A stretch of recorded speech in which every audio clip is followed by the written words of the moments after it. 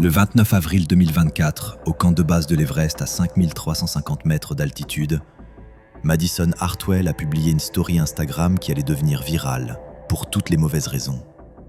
Sur l'image, elle souriait à la caméra, radieuse dans sa tenue de haute montagne sponsorisée. En arrière-plan, une femme de petite taille portait 2 sacs à dos, courbés sous le poids. La légende disait « Ma Sherpa est tellement une bête ». Dans 8 jours, cette femme serait morte à 8500 mètres d'altitude. Son nom était Pasang Lamou Sherpa. Elle avait 32 ans, 2 filles qui l'attendaient à Namche Bazar et un contrat qui valait 3 mois de frais de scolarité. Madison ne l'appelait jamais par son nom. 3 semaines plus tôt, Pasang se réveillait à l'aube dans sa maison de thé familiale à Namche Bazar, un village accroché au flanc de l'Himalaya à 3440 mètres. Elle préparait le thé au beurre pour ses filles, Dawa, 7 ans, et Pemba, 9 ans. Son mari Tenzing, cuisinier d'expédition, était déjà parti pour le camp de base.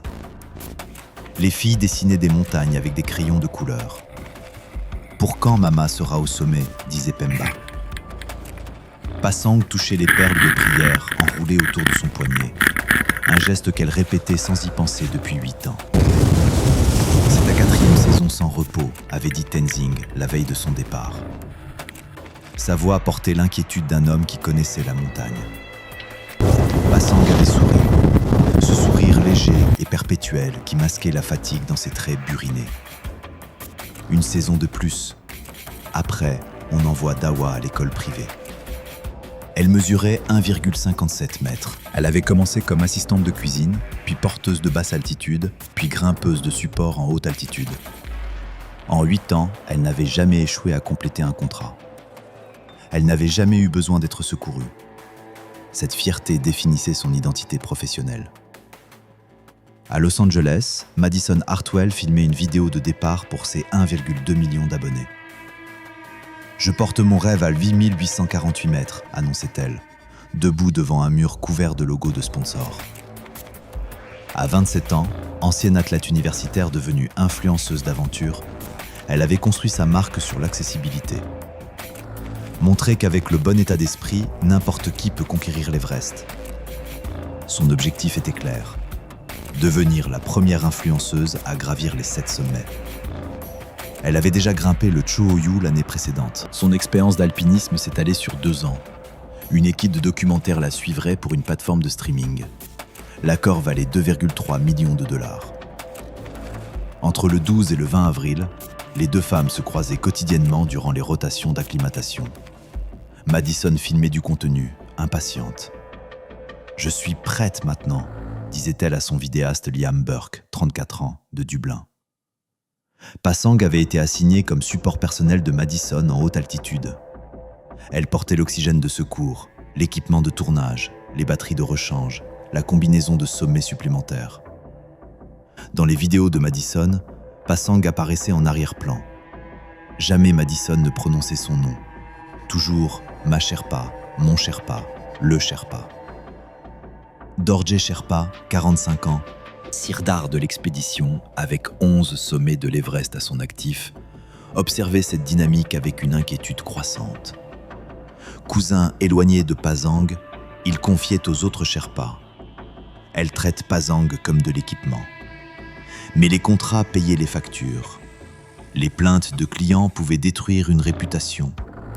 Le système fonctionnait ainsi. Le 23 avril, au camp 2, à 6400 mètres d'altitude, ce système s'est fissuré publiquement. Il était 11h40. Plus de 30 grimpeurs de plusieurs expéditions étaient présents. Pasang arrivait avec 20 minutes de retard sur le rythme de Madison. Elle portait les batteries de recharge, le système de caméra secondaire, la combinaison de sommets de rechange. Madison filmait une séquence motivationnelle. Face caméra, voix forte et claire. « Si moi je peux arriver ici, n'importe qui le peut, même en portant son propre matériel. » Regard appuyé vers Pasang. Plus tard, sur un micro-cravate resté allumé, elle murmurait à Liam. « Je la paie littéralement. Elle devrait suivre le rythme. » Chen Wei, 51 ans, grimpeur vétéran de Shanghai avec 6 des 14 sommets de plus de 8000 mètres à son actif, a entendu l'échange suivant. Passang à Dorje, voix basse. « C'est bon, j'ai besoin de ce contrat. » Dorje l'examinait. « Tu as l'air fatigué, vraiment fatigué. Tes yeux sont... » Passang l'interrompait. « Juste l'altitude, ça va toujours. » Ce qui n'allait pas, c'était visible pour quiconque savait regarder. Le docteur Rajesh Kumar, 38 ans, médecin urgentiste de Mumbai grimpant l'Everest pour la première fois, remarquait Passang à la tente médicale du camp 2. « Juste un mal de tête d'altitude normale, disait-elle. » Kumar notait dans son journal. Toux persistante, léger œdème périphérique aux mains, SPO2 à 76%, plus bas qu'attendu pour son statut d'acclimatation. Il proposait un examen complet. Passang déclinait. « Je dois préparer l'attente de ma cliente. » C'était la première occasion manquée. Si Kumar avait insisté, si Passang avait accepté, les médecins auraient détecté les signes précoces d'œdème cérébral de haute altitude. Elle aurait descendu immédiatement. Taux de survie, 100%. Entre le 28 avril et le 2 mai, une fenêtre météo brève s'annonçait pour les 5 à 7 mai. Madison poussait pour le 5 mai. J'ai un événement de marque le 15 mai, je dois profiter de cette fenêtre. Dorje recommandait le 6 mai. Un jour de plus pour observer la météo. La réponse de Madison était sans appel. Je n'ai pas payé des tarifs premium pour attendre. Au radio, Passang confiait à Tenzing. Je me sens étrange, fatigué dans mes os, mais c'est le dernier portage. Le 3 mai au camp 3, à 7162 mètres, Tenzing montait du camp de base avec des provisions. Quand il voyait l'état de sa femme, la fatigue profonde, la toux humide persistante, il suppliait. « Descends, repose-toi 2 jours, monte avec un groupe ultérieur. » Passang touchait ses perles de prière. « La cliente paie pour moi spécifiquement. Le contrat dit que j'assure le support jusqu'au sommet. » Tenzing saisissait ses mains. « Ton contrat ne vaut pas ta vie. » Passang souriait, ce sourire qui cachait tout. « Une ascension de plus. Après, je me repose. Je te promets. » Sa dernière transmission radio aux filles. « Mama va appeler du sommet. Attendez ma voix. » C'était la dernière chance d'intervention. Si Tenzing l'avait physiquement empêché, si Passang avait rompu son contrat, si le système permettait aux Sherpas de refuser sans perdre leur réputation. Mais rien de cela ne s'est produit. Le 4 mai à 23h, au camp 4 à 7925 mètres, la poussée vers le sommet commençait. Température, moins 32 degrés Celsius. Vent soutenu à 40 km/h. 8 grimpeurs dans le groupe de Madison. Madison, Liam, Passang, Dorje. 2 autres Sherpas, le docteur Kumar, un autre guide. Passang portait l'oxygène de secours de Madison, 3 kg. L'équipement de caméra, 4 kg. Les drapeaux de sommet, 1 kg. Son propre cylindre d'oxygène était plein. Elle ne l'ouvrirait jamais pour elle-même. À 1h40 du matin, le 5 mai, à 8170 mètres au balcon, les premiers signes d'alerte apparaissaient. Le rythme de Passang ralentissait visiblement. Liam, en filmant, notait « Votre Sherpa va bien ?» Madison, irritée, murmurait dans un souffle capté par le micro. « Elle va bien, continue d'avancer. » Dorje vérifiait Passang. Lecture de SPO2, 58%. Fréquence respiratoire, 34 respirations par minute.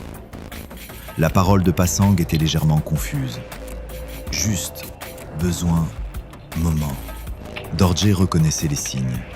Ce n'est pas de la fatigue normale, c'est... Passang l'interrompait. Je continue, dois continuer. Madison était déjà 50 mètres devant, sans regarder en arrière. C'était le moment critique. À 1h40 du matin, avec une SPO2 à 58% et une parole confuse, Passang montrait les signaux précoces d'œdème cérébral de haute altitude. Si Dorje l'avait envoyé descendre immédiatement, avec lui-même comme accompagnateur, chance de survie, 95%. Au lieu de cela, il calculait. Elle pouvait peut-être tenir. Ils atteindraient le sommet rapidement, descendraient immédiatement. Il restait près d'elle, continuait. À 3h20, À 8352 mètres près du sommet sud, l'escalade devenait critique. Température, moins 35 degrés Celsius. Pasang trébuchait 2 fois en 10 minutes. Le docteur Kumar, grimpant derrière, remarquait des mouvements saccadés, l'utilisation du piolet pour l'équilibre entre les pas, une technique anormale. Il proposait de l'examiner. Madison intervenait. « On a un calendrier. » Kumar murmurait à Dorje. « Elle montre de l'ataxie. Début possible d'œdème cérébral. » C'était le point de décision de Dorje. Envoyer Pasang descendre avec un Sherpa ou continuer avec le groupe. Pasang montrait un moment de lucidité. « Je vais bien, regarde, bien. » Elle forçait un sourire, prenait des pas délibérés et prudents. Le calcul fatal de Dorje. « Reste près de moi. On atteint le sommet vite, on descend immédiatement. » À 5h50, à 8595 mètres près du ressaut Hilary, l'aube se levait. Température, moins 30 degrés Celsius. Le vent tombait à 25 km/h. Pasang s'effondrait en ajustant le régulateur d'oxygène de Madison. Madison, agacé. « Quelqu'un d'autre peut m'aider ?» Le docteur Kumar examinait immédiatement. Pupille légèrement inégale, réponse lente à la lumière. Paroles incohérentes, dialecte Sherpa mélangé à des phrases confuses. Coordination absente, incapable de se tenir debout sans soutien. Saturation en oxygène, 52%. L'évaluation de Kumar était sans équivoque. Œdème cérébral avancé. Elle a besoin d'une descente immédiate. Pasang, dans la confusion, murmurait « Doit porter... Cliente a besoin... » Madison, à Liam, enregistré. « C'est littéralement 213 mètres du sommet. On est tellement proche. » À 6h15, à 8595 mètres, 9 personnes se tenaient dans le vent glacial. Madison et Liam, désespérés de continuer. Dorje et 2 autres Sherpas. Le docteur Kumar. Pasang, semi-consciente. Chen Wei, passant avec l'expédition chinoise, s'arrêtait en voyant la crise. Le débat, reconstitué à partir de témoignages multiples, s'est déroulé ainsi. Dorje. Elle descend maintenant. Camille et moi, on la prend. Madison. Tu es le Sirdar. Toi, tu dois me mener au sommet. C'est ton travail. Envoie quelqu'un d'autre. Kumar. Elle est la plus expérimentée. Elle connaît le poids de Pasang, son état. Madison. J'ai 3 Sherpas ici. Un peut la descendre. Dorje dans son témoignage ultérieur. J'ai pris la pire décision de ma vie. Le plan fatal était simple. Camille Sherpa, 24 ans, 2 saisons d'expérience, descendrait Pasang. Dorje continuerait avec Madison vers le sommet. Il était 6h22. Les derniers mots de Dorje à Pasang, qui répondait à peine. « Camille t'emmène au camp 4. Je te rejoins là-bas. Tu vas aller bien. » Les yeux de Pasang étaient sans focus. Ses lèvres bougeaient en silence. Une prière, probablement. À 6h30, Camille attachait Pasang à son harnais sur une longe de 4 mètres. Il commençait la descente en corde courte. Chen Wei, descendant sur un itinéraire parallèle, gardait un contact visuel. À 6h48, Chen remarquait Camille supportant tout le poids de Pasang, zigzagant pour gérer la charge.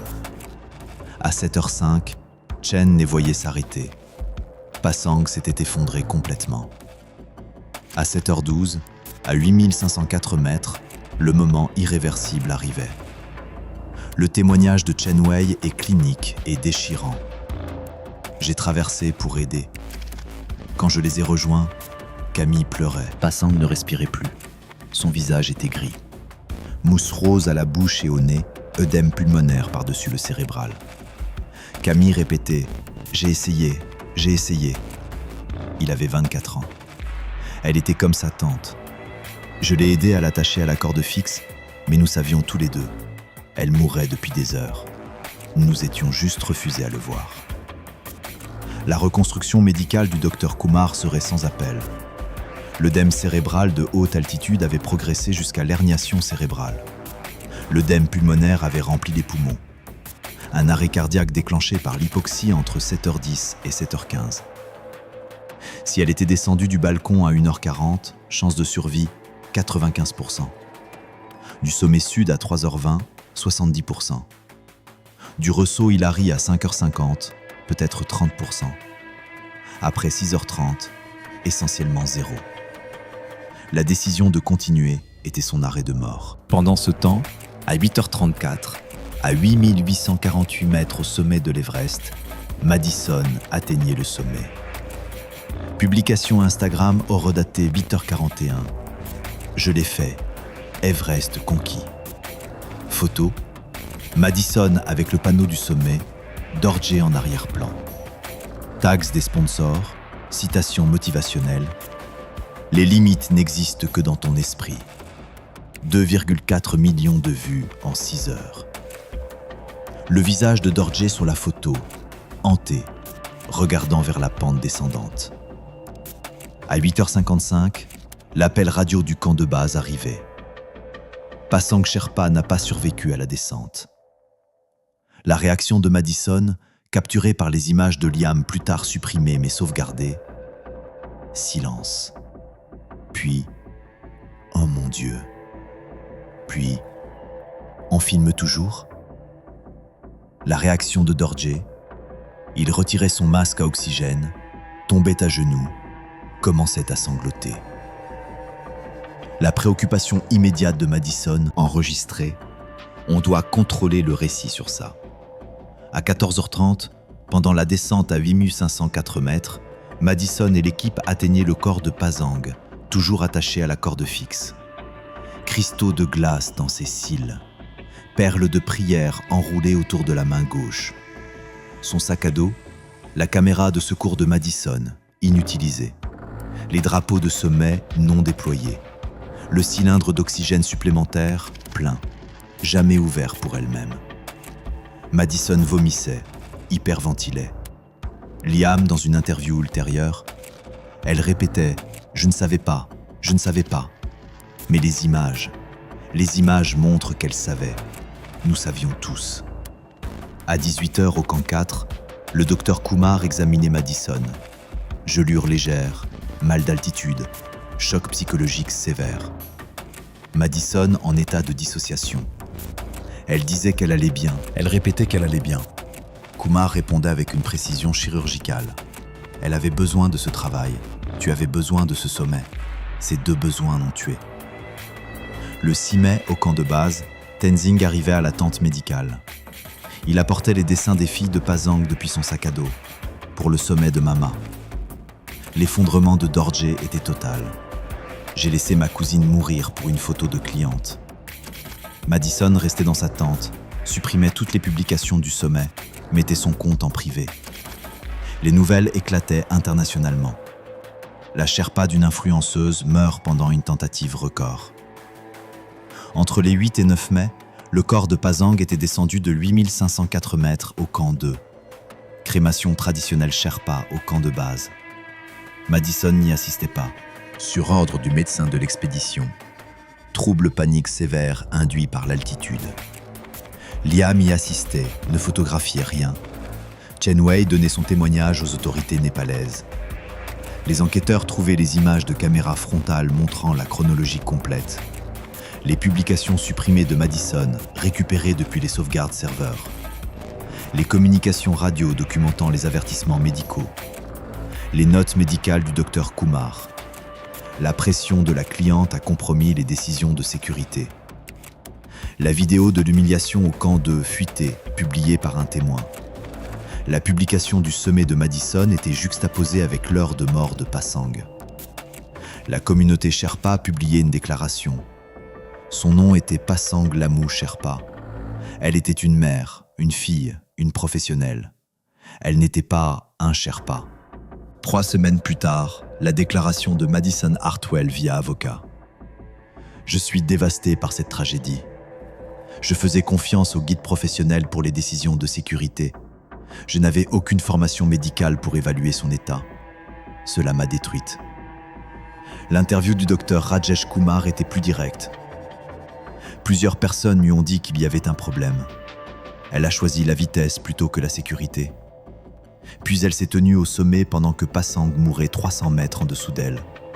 Ce sont des faits. Le témoignage de Dorje Sherpa lors de l'enquête népalaise portait le poids de la culpabilité systémique.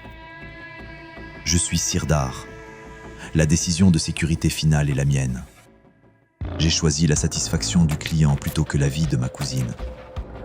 Je porterai ça jusqu'à ma mort, mais j'ai fait ce choix parce que je sais ce qui arrive quand les clients se plaignent.